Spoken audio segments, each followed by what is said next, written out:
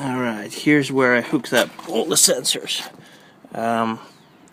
Number one is at the support bracket, basically. That's the kind of the middle coupling.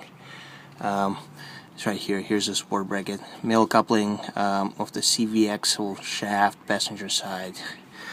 Number two is right where the CV axle enters the diff. And then number three at the bottom of the differential. So 3 sensors. Again, support bracket in the middle of the CV axle passenger side, where the CV axle enters the diff, and the bottom of the differential.